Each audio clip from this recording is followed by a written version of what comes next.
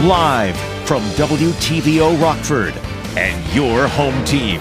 Eyewitness News at 5 starts now. Tomorrow, Illinois will become the first state to eliminate cash bail. A look at how police and courtrooms across the state are preparing for the historic change. Looking out for the safety of animals. Why an exciting event is put on hold until the skies are clear. And a local church celebrates a big anniversary. How today's service was extra special. Good evening, I'm Taylor Castro. Thanks for joining us tonight. Tomorrow marks the end of cash bail in Illinois. Under the new system, police must issue citations for suspects accused of low-level misdemeanors. They will be given a court date and released, but for more serious crimes where a suspect is arrested and remains in police custody, a decision about release will go to the court. From there, prosecutors can request a defendant remain in jail and the judge will issue a ruling. For so long, we made decisions about whether somebody should be detained based upon the money that they had in their pocket. Now that people who don't have the money, who are nonviolent, aren't being held because they don't have the money, and people who are violent or dangerous, who might have the means, can't pay for their way out of jail. People arrested before tomorrow or who are currently detained will have to petition the court for a hearing under the new rules. On Monday, Freeport City Council is set to vote on a proposed 1% sales tax increase. The increase of the home rule sales tax would be used to fund road projects in the city. Revenue from the proposed increase is estimated at $3.5 million a year. The meeting starts at 6 p.m. tomorrow night. Today's highly anticipated bald eagle release is put on hold. Hoo Haven's Bald Eagle Days has been postponed due to the weather. The plan was to release the bird into the wild, along with other activities for kids. Putting the animals first, they look at the next 3 days of weather. Hoo Haven's director explains how this can affect the animal's safety. So we had to hold on the eagle release because if it got out there, if it started to storm, rain really hard, they can get feathers soaked. So we don't want that to happen. The eagle release will have a new date, likely sometime in the next 2 to 3 weeks. Any updates will be posted on their website and Facebook page. Sunday service at One State Line Church was extra special this morning. Rockford's Allen Chapel celebrates another year in the community. The 132nd anniversary marks a milestone, making it the oldest black church in Rockford. There was singing and guest speakers to honor the event. Police in Chicago's west suburbs are searching for a missing former NFL player's mom after finding his mom dead. They're investigating the death of 73-year-old Myrtle Brown as a homicide. Her sister says she got a call around 3 a.m. yesterday that Myrtle and her son Sergio Brown were missing. After the call, she went to their home and noticed things were out of order. Maywood police discovered Myrtle's body in a creek behind the home. Sergio Brown remains missing. He played 6 seasons in the NFL as a safety after graduating from the University of Notre Dame. Auto workers are back on the picket lines for another day. Laura Simon has more on the biggest concerns from workers at the GM plant in Wentzville, Missouri. Instead of being on the assembly line, United Auto workers like Doug Thompson are on the picket line. As far as I know, if an employee was hired after 2007, then they were no longer eligible for a pension, so they can do a 401k as an option with the company matching it. And then upon retirement, as a new hire, then the new hires would no longer have health care upon retirement. Thompson is a millwright. He's worked here at the General Motors Wentzville Assembly Center for 7 years and has worked in the auto industry for 30. I love what I do. Workers are protesting for a second straight day, lined up at several entrances here at the GM plant in Wentzville. They are asking for more money, cost of living adjustments, and better benefits. They'd also like to see the pensions that they lost during the Great Recession restored. The recession happened more than a decade ago. We had to give so that the company could continue to thrive and to do well. And so now we feel like it's time for them to give back. It's very heartbreaking. It's like, you're building vehicles for the rich pretty much and the middle class, and we can't afford these vehicles. So I think that it's only fair that they level the playing field. Sharon Pitts tells me she makes $29 an hour. I am hoping to get paid at least $35, $36 an hour. With inflation going up, it's like we are living seriously paycheck to paycheck. The contract between the UAW union and Ford, General Motors, and Stellantis expired early Friday, and now walkouts are happening here in Missouri, Ohio, and Michigan. It's a first in our history, with the union striking against all big three automakers at the same time. The UAW is also demanding a 36% pay raise, medical benefits after retirement, and a 4-day work week.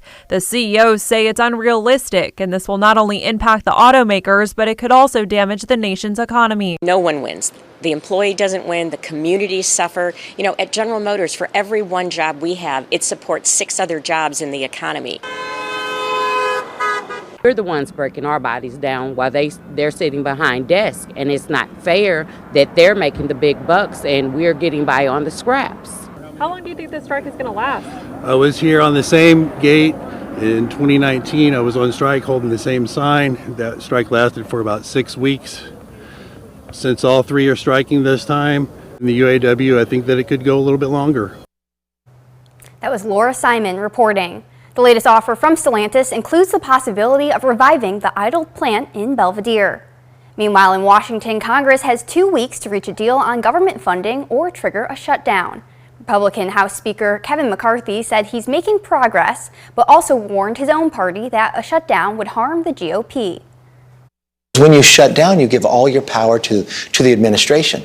But how are you going to win your arguments to secure the border if the border agents don't get paid? Anytime a Republican wants to hold back and stop the floor from working when Republicans have the majority, that puts us in a weaker position to win in the end of the day.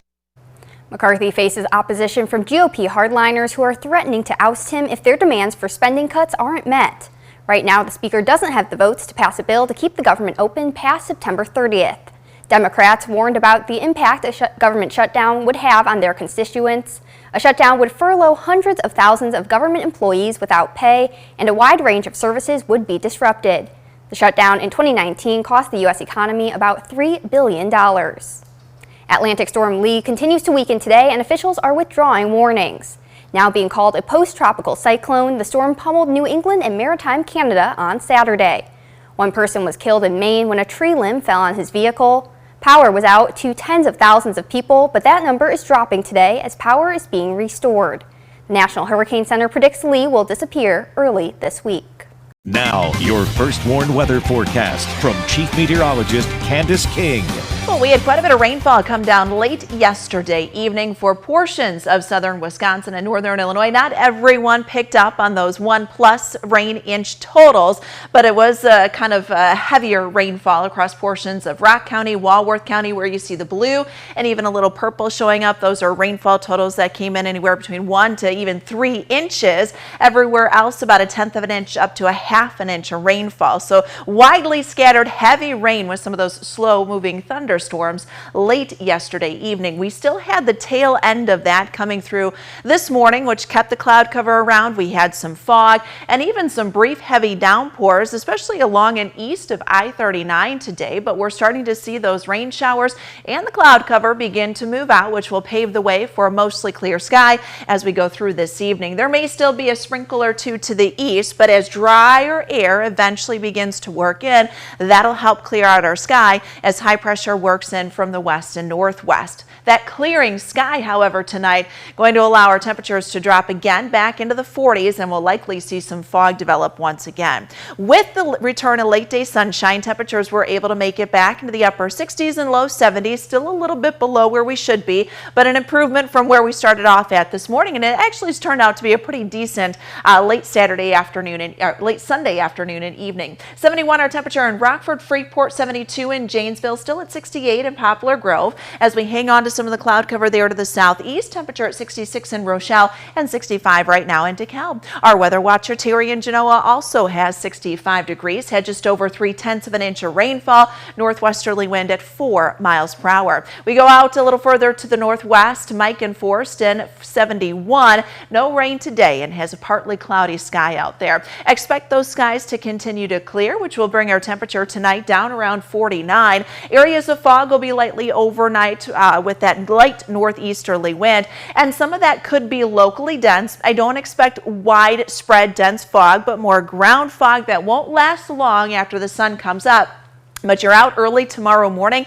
Just keep that in mind, especially in the rural and open areas over the farm fields, river valleys, low-lying areas. That's where we could see some of that fog really begin to develop. Visibility after about 8, 9 o'clock tomorrow should begin to improve. Partly cloudy skies going into tomorrow afternoon as temperatures make it up to 72. So again, still just a little bit below that average, but we see that warming trend. Now, most of tomorrow is going to be dry, but we do have some rain that comes in late Monday night and then into Tuesday. We take a live look with our SkyTrack camera out in Freeport. Notice the wind kind of blowing just a bit, some fair weather cumulus clouds. Another beautiful day down there in Rochelle. Our SkyTrack camera down in Rochelle here for us this evening. So let's go through time with Futurecast. We are in the 40s tonight. Here's where that fog develops overnight. Winds will turn back around to the northwest tomorrow. We see partly cloudy skies for the afternoon. Then our cloud cover increases. With that increase, we pull in some moisture. This is along a warm front, which will eventually warm our temperatures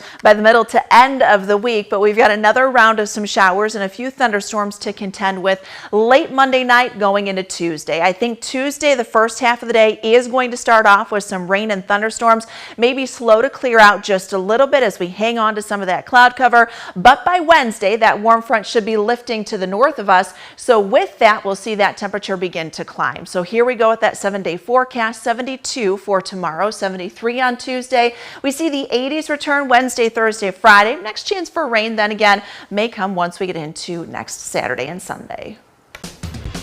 Now sports with Reagan Holgate.